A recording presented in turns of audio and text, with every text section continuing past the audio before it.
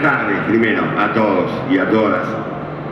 Es casi un compromiso, no solo con esta fecha histórica, sino con la trayectoria militante que cada uno de nosotros porta, compartir una mesa con el Gallego, con Roberto Baschetti, con Juan Cruz. La verdad, me siento muy orgulloso y se me mezclan las cosas y no sé por dónde entrarle al tema. Para decirlo claro, una de las cosas que me ha causado un profundo orgullo de estas últimas 48 horas es la cantidad de actos, eventos, celebraciones, reuniones que han motivado estos 70 años del 17 de octubre.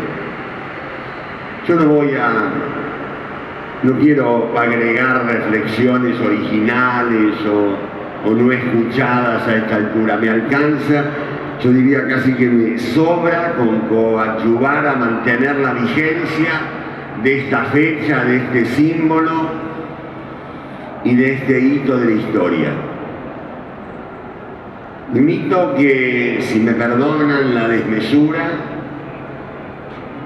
perdonan la exageración, el 17 de octubre es para la Argentina lo que la Revolución Francesa fue para Occidente. Es un hito, es una ruptura, y además es una ruptura definitiva. Y guarda que yo no creo mucho en las irreversibilidades, porque hemos sabido de retrocesos, hemos sabido de avances, de triunfos, de alegrías, pero también de traiciones y de retrocesos. Pero la irrupción del pueblo en la historia, la irrupción de los trabajadores en la Plaza de Mayo, ese sí es un hecho irreversible. Y eso es lo que hace 70 años venimos celebrando. Cada 17 de octubre de lucha, 17 de octubre de lucha, 17 de octubre de consolidación de la lealtad, 17 de octubre de alegría. Todos esos 17 de octubre hemos tenido. Y cuando digo 17 de octubre de lealtad, que es casi fundacional en su término, es porque creo, y tampoco en esto soy original, que la denominación de 17 de octubre como el Día de la Lealtad tiene que ver con esta lealtad de ida y vuelta, de la que vamos a ser testigos también el 25 de octubre, el próximo domingo a la hora de votar. Es la lealtad de un líder con su pueblo y de un pueblo con su líder. Y dicho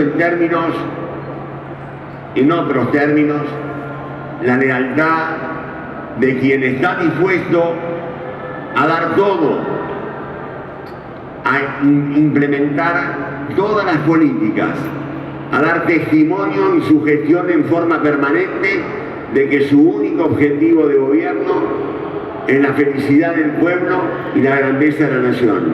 Y un pueblo que le devuelve a quien tiene ese comportamiento y ese compromiso definitivo con una movilización dirigida a rescatar a ese líder y con un pueblo que va a votar el 25 de octubre reconociendo el más trascendente y profundo proceso de inclusión social que ha vivido la Argentina después de los 10 años del gobierno de Perón.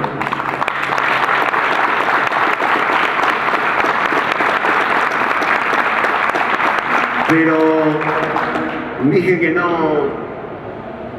no tenía muchas cosas nuevas, y entonces me voy a tomar una pequeña libertad. En el prólogo Juan Cruz dice: en realidad no es tan audaz decir que hay un peronismo para cada peronista, o en la versión más mezquina que solo hay dos peronistas, Perón y yo. Me pareció muy bueno. Pero hay un solo Perón Obra. que es Roberto Baschetti. Y yo quiero en esta intervención rendir la verdad que lo digo emoción. Recién lo saludé, no lo conocía, mejor dicho, no lo conocía cara a cara. Pero la verdad, yo quiero aprovechar este 17 de octubre, que también tiene que ver con estas cosas, de rendirle un homenaje a Roberto Baschetti. Y el homenaje...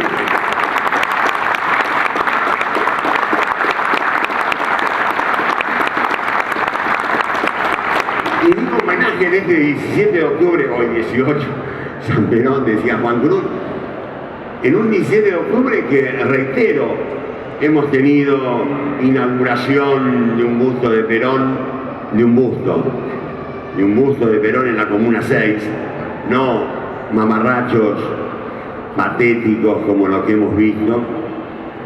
Me ha tocado presentar otro libro acá, donde estar acompañando al movimiento villero en la Plaza de Mayo, y ayer a la noche en una organización sindical celebrando sus 50 años de vida, pero también estos 70 años de historia y estos 12 de la década ganada. Después de todo eso, bien podemos hacer un homenaje a quien ha sido el recopilador, el interpretador, pero el que nos ha puesto a disposición de todos los militantes los mejores momentos, los mejores documentos, lo mejor de la historia del peronismo, con rigor de historiador, con compromiso de militante, pero fundamentalmente con algo que yo no puedo dejar de agradecer, que es poder disponer de esto que es más que la memoria viva. Es el día a día, este libro que otra vez nos trae las voces, muchas veces silenciadas, otras veces desconocidas, esta recopilación de la mirada sobre un 17 de octubre que no todos comprendieron, porque es fácil el 17 de octubre con el diario del día después. Bueno, a ver, el día después del 17 de octubre del 45 se decían cosas como: grupos aislados que no representan al proletariado tratan de intimidar. Esa fue la visión preclara y muy clara ideológicamente de lo que pensaban los medios de aquel 17 de octubre. Y de la forma que se me ha ocurrido dar cuenta de estar al lado de Roberto Baschetti es con un trabajo que se me ocurrió a raíz de una lectura, preparando una intervención que tiene que ver con este punto que va desde el 17 de octubre del 45 a este 17 de octubre del 2015. Todos tenemos claro, y recién el gallego lo dijo con la convicción y la claridad de siempre, que hay un elemento constitutivo del movimiento nacional y popular, del peronismo, que es el movimiento obrero, que es la clase trabajadora, que irrumpe, como decíamos antes, el 17 de octubre.